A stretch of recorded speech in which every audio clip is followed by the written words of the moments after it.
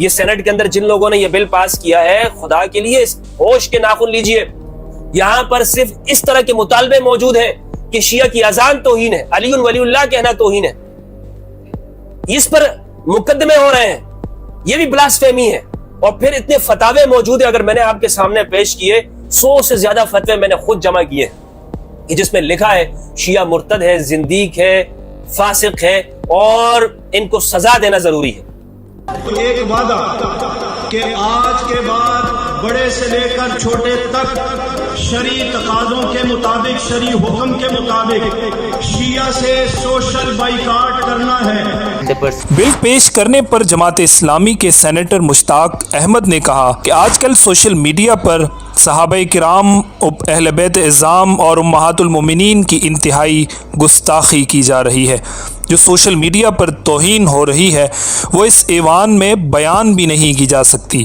انہوں نے مزید کہا کہ صحابہ کرام، اہل بیت و امہات المومنین کی توہین کے ثبوت لیگل کمیشن برائے توہین نے ہمیں فراہم کیے ہیں.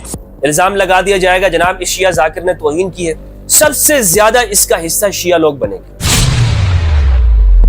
لیکن قوم کو سچی بات بتانی چاہیے. یہ ہر عالم کی، ہر ریسرچر کی ذمہ داری. میں کئی مرتبہ کہہ چکا ہوں کہ آپ عوام الناس سے سچ نہ چھپائیں، جھوٹ نہ بولیں، اور جو کتابوں کے اندر لکھا ہے اسے بیان کریں. اگر اس کا نام آپ توہین کہتے ہیں، تنقید کا نام آپ توہین قرار دیتے ہیں، تو پھر سب سے پہلے تو کتابوں کو آپ آگ لگا دیں. ان ساری اہل سنت والجماعت کی کتابوں کو آپ آگ لگا دیں کہ جن سے بیان کیا جاتا ہے اور جنہیں آپ توہین کہتے ہیں. یہ الاستیعاب فی معرفت الاصحاب ابن عبد البر الاندلسی کی ہے. اس میں جو کچھ لکھا ہوا ہے، اور میں آپ کو اگر پڑھ کے سناؤں جن کو یہ توہین کہتے ہیں، تو آپ کہیں گے سب سے پہلے تو ابن عبد البر الاندلسی کو قبر سے نکالے اور ان کو سزا دیں. اور بھائی اگر کوئی شخص کہتا ہے کہ ہم نے عائشہ کی بے حرمتی کی، ہم نے کوئی بے حرمتی نہیں کی نا، اس نے خود اپنی بے حرمتی کی ہے، اس نے فتوے دیتی تھی. بھائی اب اس میں میرا کیا قصور ہے؟ شیعوں کا قصور ہے اس میں؟ کتاب سنن ابن ماجہ بلی چاپ دار الفکر، کتاب چھپی ہے سنہ 2008 میں، باب رضاء الکبیر، رضاء کبیر کا باب، ٹھیک ہے نا؟ صفحہ کون سا بھائی؟ صفحہ 453، کتاب النکاح.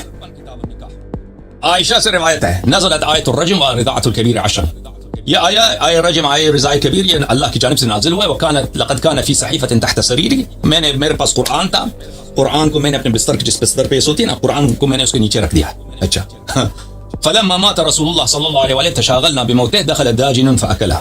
جب رسول پاک صلی اللہ علیہ وسلم کی وفات ہو گئی ہے تو ہم مشغول ہو گئے تھے، تو بکری آ کے اس بکری نے قرآن کو کھا لیا. ٹھیک ہے نا؟ تو میرے بھائی یہ بات جو ہے نا، آپ کہتے ہیں کہ ائمہ تحریر ہم کے نام دکھا دو، ٹھیک ہے نا؟ تم مجھے بتاؤ، جب تمہارے اپنے نزدیک کتب میں یہ روایات متواتر ہیں کہ قرآن ناقص ہے، انشاءاللہ میری زندگی میں یہ بل منظور ہوگا. میں کہہ رہا تھا رب نے ہمیں وہ دن دکھا دیا، انشاءاللہ وہ دن بھی دور نہیں ہے. میں سینیٹر مشتاق صاحب سے کہنا چاہتا ہوں، خلافت و ملوکیت جو مولانا مودودی رحمہ اللہ نے لکھی ہے، ان کے بارے میں آپ کا کیا کہنا ہے؟ کیا ان کو بھی قبر سے نکال کر تازیانے اور کوڑے لگائے جائیں گے، یا ان کی بھی اولاد کو اس جرم کے اندر سزا دی جائے گی؟ اور میں تو سینیٹر مشتاق صاحب آپ کے لیے، پتہ نہیں آپ نے کس طرح سے یہ کہا کہ جناب صحابہ کرام کی توہین ہو رہی ہے. جو لوگ توہین کرتے ہیں اس حوالے سے گفتگو کروں گا انشاءاللہ، لیکن یہ بھی تو بتانا چاہیے نا کہ توہین کسے کہتے ہیں. مولانا مودودی رحمہ اللہ کی روح تڑپ رہی ہوگی کہ سینیٹر مشتاق صاحب نے کیا کر دیا ہمارے ساتھ. اور مولانا عبدالغفور حیدری صاحب نے جو وہاں پر لوگوں کے سامنے جو حدیث پڑھی، اس سینٹ میں بیٹھے ہوئے حضرات سے، معزز ممبران سے بھی میں کہنا چاہوں گا میرے بھائیوں، کہ آپ کو تو پتہ نہیں اس حدیث کا کیا مطلب ہے. اصحابی کالنجوم فبأیہم اقتدیتم اہتدیتم، یہ حدیث ضعیف ہے. البانی نے ضعیف کہا ہے، تمام محدثین نے ضعیف کہا ہے، ابن عبد البر اندلسی نے ضعیف کہا ہے، علماء دیوبند نے ضعیف کہا ہے، علماء سلفیہ نے، اہل حدیث علماء کہتے ہیں یہ حدیث ضعیف ہے. یہ حدیث ضعیف ہے. جب ضعیف ہے تو اسے آپ کے سامنے پڑھ کے کہا جاتا ہے جناب یہ بات ہے اور وغیرہ. اب رہ گئی بات توہین کی، تو جہاں تک توہین کی بات ہے، میں آپ کو کہنا چاہتا ہوں کہ توہین کرنا، عام شخص کی توہین کرنا، یہ حرام ہے. حدیث میں ہے سباب المسلم فسق وقتالہ کفر، مسلمان کو گالی دینا فسق ہے اور قتال کرنا اس سے کفر ہے.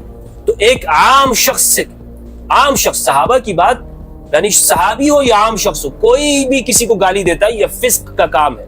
جب یہ بات معلوم ہے کہ فسق ہے، گناہ ہے، حرام ہے، تو پھر اس پر سزائیں کس طرح سے؟ یعنی ایک آدمی اگر دوسرے کو گالی دے دیتا ہے تو جس طرح یہ جرم ہے، اسی طرح صحابہ کو گالی دینا بھی جرم ہے. تو جو سزا عام آدمی کو گالی دینے کی وہ آپ وہاں پہ بھی رکھے. حدیث میں نبی صلی اللہ علیہ وآلہ وسلم نے کوئی سزا بیان نہیں کی. یاد رکھیے گا کہ نہ قرآن میں کوئی سزا بیان ہے صحابہ کو گالی دینے کا. اور میں یہ نہیں کہنا چاہتا ہوں کہ جناب آپ گالی دیں، لیکن آپ شریعت کے مطابق فیصلہ کر رہے ہیں نا. آپ کو چاہیے کہ شریعت کے مطابق فیصلہ کریں، حدیث کے مطابق فیصلہ کریں. توہین کسی کی بھی ہو اجازت نہیں دی جا سکتی. سوشل میڈیا پر مقدس ہستیوں کی توہین روکی جائے. سینیٹر مشتاق نے کہا کہ قومی اسمبلی نے متفقہ طور پر توہین روکنے کا بل منظور کر لیا تھا، اسے یہاں سینٹ آف پاکستان سے بھی متفقہ طور پر منظور کیا جائے. ایوان میں اظہار خیال کرتے ہوئے JUI کے سینیٹر مولانا عبدالغفور حیدری نے کہا کہ قرآن نے جب صحابہ و اہل بیت کو عظیم قرار دیا تو ہم ان کی توہین روکنے کے لیے کیوں قانون سازی نہ کریں. یہاں سے قومی اسمبلی کی طرح متفقہ قانون سازی کر کے دنیا کو پیغام دیں. جس طرح انبیاء کی توہین کی سزا ہے، اسی طرح صحابہ کرام اور اہل بیت اعظام کی توہین کی بھی سزا ہونی چاہیے. اس پر چیئرمین سینٹ جناب صادق سنجرانی نے وزیر مذہبی امور کی بل کی حمایت پر منظوری کا اعلان کیا اور یہ بتایا کہ سینٹ نے توہین صحابہ و اہل بیت اعظام و امہات المومنین بل 2023 کی منظوری دے دی ہے. اہل اسلام اور اہلیان پاکستان کو اس بل کی منظوری کی بہت مبارک. اور جبکہ علماء شیعہ بھی اس پہ فتویٰ دے چکے ہیں، صحابہ کرام کی توہین کرنا حرام ہے، امہات المومنین کی توہین کرنا حرام ہے. لیکن اب سوال یہ پیدا ہوتا ہے کہ اس پر سزا مقرر کرنا، اس کا اختیار کس کو؟ اور کیا سزاؤں سے کمی آ جائے گی؟ پاکستان میں توہین رسالت کا قانون ہے. مجھے بتائیے جب تک کہ توہین رسالت کا قانون منظور نہیں تھا پاکستان میں تو کتنی لوگ توہین کرتے تھے، کتنے توہین کے جرائم سامنے آتے تھے. بہت کم آپ سنتے ہوں گے کہ کسی شخص نے توہین رسالت کر دیا وغیرہ وغیرہ. لیکن جب سے یہ توہین رسالت کا قانون منظور ہوا، یہاں پر لوگوں نے اپنے گورنر کو مار دیا. ڈیوٹی کرنے والا آدمی کہ جو گارڈ ہے اس نے اٹھ کر اپنے جس کی نوکری کر رہا تھا اسی کو مار دیا. تو یہ تو آپ دیکھ لیں کہ یہاں توہین رسالت کا قانون منظور ہوا، اس کے بعد کیا جرائم میں کمی آئی ہے؟ کسی پر بھی الزام لگا دیا جاتا ہے اور اس کو جیل میں ڈال دیا جاتا ہے. یہاں پر مائنورٹی کے کتنے کیسز آئے ہیں. کرسچنز کو زمین کا تنازع ہوتا ہے اور اس بیچارے کو اندر کر دیتے ہیں کیونکہ معلوم ہوتا ہے کہ یہ کرسچن ہے یا ہندو ہے، اندر کر دیا جاتا ہے. کتنی جگہوں کے اوپر قبضہ کیا گیا، کس وجہ سے؟ کہ جناب اس کا گلا دبوچ لے کہ دوسرا بندہ بات ہی نہیں کر سکتا. سیالکوٹ کے اندر کیا ہوا؟ فیکٹری مینیجر کے ساتھ، وہ سری لنکن شہری تھا، اسے مار دیا توہین رسالت کے جرم کے اندر. یا تو چھوٹی چھوٹی باتوں کے اوپر لوگ مار دیتے ہیں جناب. تو توہین رسالت کا قانون پہلے سے موجود ہے، اس پر کتنا عمل ہو رہا ہے، اس کی وجہ سے جرائم میں کتنی کمی آئی اور کتنا اضافہ ہوا. اور پھر اب آپ نے جو یہ توہین صحابہ اور اہل بیت کے نام سے جو بل منظور کیا ہے، میرے بھائی یہ بتائے کہ میں پوچھنا چاہتا ہوں آپ سے، کیا اس سے سزاؤں میں کمی آئے گی یا اضافہ ہوگا؟ اس سے جرائم میں کمی آئے گی یا جرائم میں اضافہ ہوگا؟ تو یہ سن لیجئے، اس سے جرائم میں اضافہ ہوگا، بالکل اضافہ ہوگا. اور لوگ قانون کو اپنے ہاتھ میں لیں گے، ماورائے عدالت قتل ہوگا. الزام لگا دیا جائے گا جناب اس شیعہ ذاکر نے توہین کی ہے، سب سے زیادہ اس کا حصہ شیعہ لوگ بنیں گے. تو دیجئے پر سارے لوگوں کو آپ سزائیں. تو پہلے سب سے پہلے اس قانون کے اوپر جو اعتراض ہے، ایک تو اس کا استعمال غلط ہوگا، دوسرا توہین کی تعریف واضح کیجیے. اگر آپ یہ کہتے ہیں کہ گالی دینا توہین ہے تو بالکل ہم آپ کے ساتھ ہیں.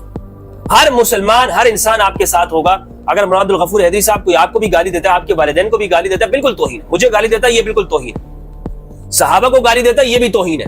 لیکن تنقید کرنا، اور تنقید بھی کتابوں کے ذریعے، اور تنقید سے مراد یہ نہیں ہے کہ آپ یہ کہتے ہیں جناب یہ اس طرح ہے وغیرہ وغیرہ. تنقید سے مراد یہ ہے کہ آپ یہ بیان کرتے ہیں، حقائق، سچائی کو بیان کرتے ہیں کہ جناب ہماری اہل سنت والجماعت کی کتابوں میں کیا لکھا، ہمارے اکابرین نے کیا لکھا ہوا، اس کو بیان کرنا.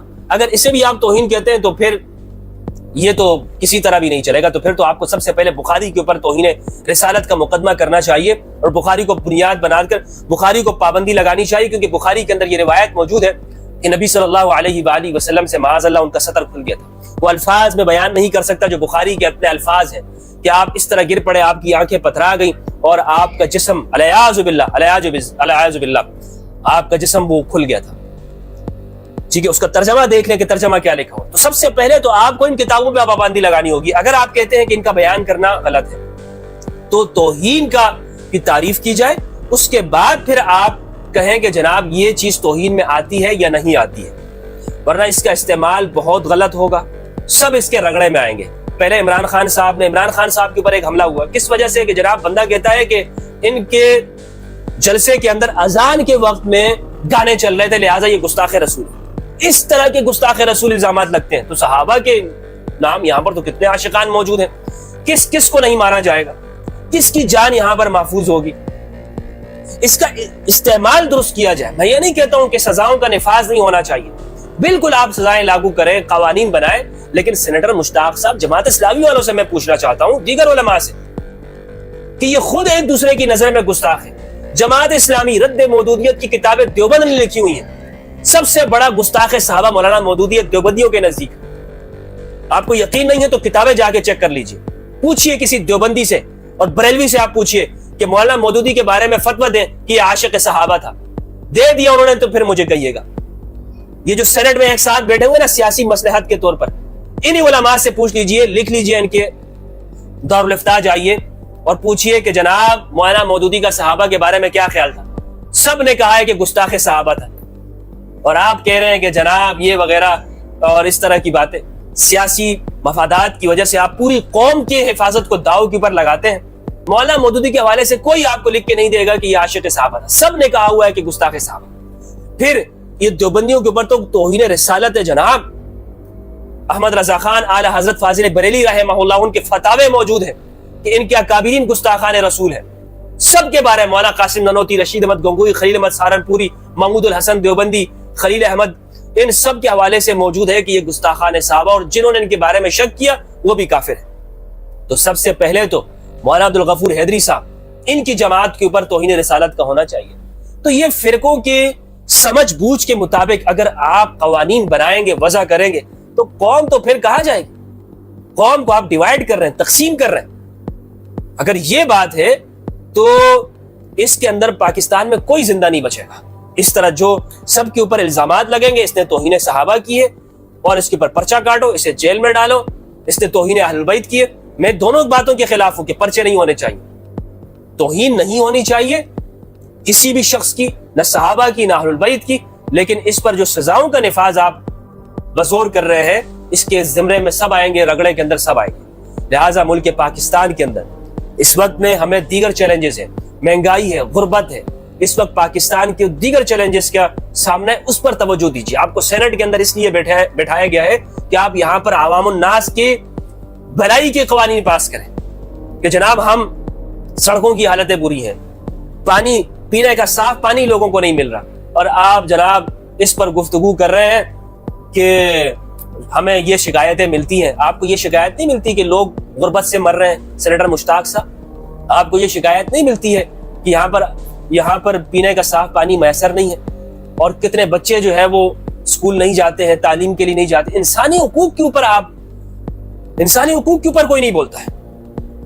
جس کے لیے یہ ووٹ لے کے جاتے ہیں وہاں پر اس پہ کوئی بات نہیں کرتے۔ تو یہ جو توہین رسالت کے حوالے سے اس میں بڑی خامیاں موجود ہیں۔ اس میں سب سے بڑی بات یہ ہے کہ یہ جتنے بھی فرقے ہیں یہ سب ایک دوسرے کے لیے گستاخ ہیں، ایک دوسرے کے نزدیک میں توہین رسالت ان کے پرچے اس پر ہونا چاہیے، توہین صحابہ کے پرچے ان پر ہونے چاہیے، بعد میں یہ بات کریں اور قانون بنائیں۔ اور یہاں پر فرقہ وارانہ طور پر جو قانون سازی ہو رہی ہے ضیاء الحق صاحب کے دور سے، جو مائنورٹی کے ساتھ ہو رہا ہے، جو آپ یعنی جو قانون سازی کرتے ہیں اس میں ایک فرقے کو خوش کر کے کرتے ہیں، اس سے قوم تقسیم ہوتی ہے، قوم کا شیرازہ بکھر گیا ہے۔ ضرورت اس امر کی ہے کہ ہم قوم کو متحد کریں، اور میں سمجھتا ہوں کہ متحد تب ہوگی کہ جب مذہب کی بنیاد کے اوپر ہمارے یہاں قانون سازی کا خاتمہ ہوگا۔ مذہب ہر شخص کا نجی معاملہ ہے، فرد کا معاملہ ہے، اور اس میں اس فرد کو آزادی ملنی چاہیے۔ یہاں پر پاکستان کے اندر باقی توہین کسی کی نہیں ہونی چاہیے۔ کچھ لوگ کہتے ہیں نا کہ میں جب اہل بیت کی توہین ہوتی ہے اس پہ بات کرتا ہوں، صحابہ کی توہین ہوتی ہے تو بات نہیں کرتا ہوں۔ دونوں کے حوالے سے میں کہہ رہا ہوں، عام انسان کی بھی توہین نہیں ہونی چاہیے، میری بھی عزت کا خیال رکھنا چاہیے، عمران خان کی عزت کا بھی، نواز شریف کی عزت کا بھی، سینیٹر مشتاق کی عزت کا بھی، عبدالغفور حیدری صاحب کے بھی۔ لیکن جناب عالی، سزاؤں کی نفاذ کا قرآن میں کسی جگہ پر نہیں ہے کہ آپ اس چیز کی سزا دیں۔ گالی آپ کہتے ہیں गाली नहीं होनी चाहिए, उस पर पाबंदी लगाएं। एक बंदा सोशल मीडिया पर अगर सहाबा किराम को गालियां दे रहा, उसकी चित्रोल करें, और एक बंदा अगर मुझे या आपको गालियां दे रहा है उसकी भी चित्रोल करें, लेकिन इस बुनियाद के ऊपर कि पहले आप तौहीन की जो तारीफ है इसको वाजे करें। बहुत बहुत शुक्रिया। उम्मीद करता हूं कि मेरा पैगाम बहुत वाज़ेह क्लियर आप लोगों तक पहुंच चुका होगा। इसमें शिया सुन्नी की बात नहीं है, ये सिर्फ पाकिस्तानियत की बात है। अब हम राफजियत का फैज बयान कर रहे हैं। फैज जी जी नई चीज है। जी बिल्कुल। अच्छा, ये जितने भी अहले सुन्नत के हाँ, हमारे अकाबिरीन हैं, मुहद्दिसीन हैं, मुफस्सिरीन हैं, सीरत निगार हैं, मुअर्रिखीन हैं, इल्म के जिस दर्जे में, मुतकल्लिमीन भी, इन सब को राफजियत के खजानों से फैज मिला है, वो भी इल्म का और दीन का। अच्छा, हाँ जी, ये मैंने इसीलिए तहकीक की है। ये 2 जिल्दों के अंदर मेरी किताब है। सिहा सित्ता के रुवात पर मैंने जायजा लिया है। किबला बुखारी, मुस्लिम, निसाई, तिरमिज़ी, अबू दाऊद और इब्न माजा वगैरह, इनमें 16,000 अहादीस ऐसी हैं जिनके रावी राफजी हैं और गाली शिया हैं। अल्लाह, ये फैज लिया है इन बेदीनों से, दीन वालों ने। बेदीनों से दीन लेकर फिर उनको बेदीनों का जनाब बेदीन होने का ताना दे रहे हैं। भाई बेदीन से दीन लेना खुद बेदीनी है। राफजी अगर बेदीन है तो फिर उससे दीन लेना तो जायज ही नहीं है। तो ये 16,000 अहादीस जो हैं ये इन्होंने रवाफिज से ली हैं। सही बुखारी के 40 से ज्यादा शयूख रवाफिज हैं। ठीक है, हाँ जी, 40 से ज्यादा। 40 से ज्यादा। एक बंदे के 40 उस्ताद शिया हैं। राफजी शिया भी नहीं। हाँ, शिया के भी 3 दर्जे मैंने किए हैं, एक सादा शिया, एक सादा। गाली शिया, अच्छा, और एक राफजी। टॉप क्लास का। और फिर टॉप क्लास में राफजी है, और राफजी की भी 19 किस्में हैं। वो सारी मैंने अस्माउर रिजाल की किताबों से निकाली। ये सारे इन बुखारी मुस्लिम में मौजूद हैं। सब बुखारी मुस्लिम में मौजूद हैं। इनके उस्ताद हैं। इनके उस्ताद हैं, शयूख हैं। और इमाम ज़हाबी अलैहिर्रहमान हैं, तो यहाँ तक कह दिया। यानी वो दयानतदार लोग थे ना, मुहक्किक थे, मौलवी नहीं थे। अच्छा, हाँ, ये एक फर्क है मौलवी में और सेकुलर लोग मुहक्किक में, थे। फर्क है। हाँ, क्योंकि मौलवी जो है वो सुनी सुनाई पर ठा कर देता है, मुहक्किक जो है वो तोड़ पहुंच कर बात करता है। इमाम ज़हाबी कहते हैं कि ये लिखा हुआ है कि फहादा कसीरुन फी ताबईन व ताबईहिम मा अद्दीन वल बरअ व सिद्क़ फलौ रुद्द हदीस हाउला इला ज़हबा जुमलत मिन अल आसार नबुव्वत व हाज़िही मुफ़सदतुन बय्यिनतुन। ये जो रवाफिज हैं, ये जो शिया हैं, गाली हैं या सादा शिया हैं, यानी माठे शिया, कुछ तेज शिया, कुछ अपालो शिया, है जी, इनकी भी तो नस्लें हैं ना जी। वो कहते हैं कि अगर इनको हदीस की सनद में कबूल ना किया जाए या इनकी रिवायात को कबूल ना किया जाए तो रूए जमीन पर रसूलुल्लाह की हदीस किसी को नहीं मिलेगी। अब 16,000 अहादीस जो हैं ये सिर्फ सिहा सित्ता की रवाफिज की खैरात है, शियों की खैरात है। गाली शिया हैं या सादा शिया हैं, मैंने हर एक का अलग से रिकॉर्ड दे दिया है। उसका पहले तशख़्ख़ुस बयान किया है और फिर तरतीब फिर उस पर उलमा अहले सुन्नत की आरा पेश की हैं कि वो अगर राफजी है तो किस दर्जे का है, शिया है तो कौन सी नस्ल का है। ये सारी चीजें मैंने बयान करके फिर किस किस रावी की हदीस के किस मस्तर में कितनी रिवायतें हैं वो बयान की हैं। फिर उसके बाद मैंने दूसरी जिल्द के अंदर भी अल्हम्दुलिल्लाह ताला किबला मुफ्ती साहब मैंने वो तमाम रिवायात निकाल कर रख दी है। ये 16,000 अहादीस का रिकॉर्ड है। एक कॉलम के अंदर उसका नाम है रावी का। इनके पास कुछ नहीं बचा। बचे ना बचे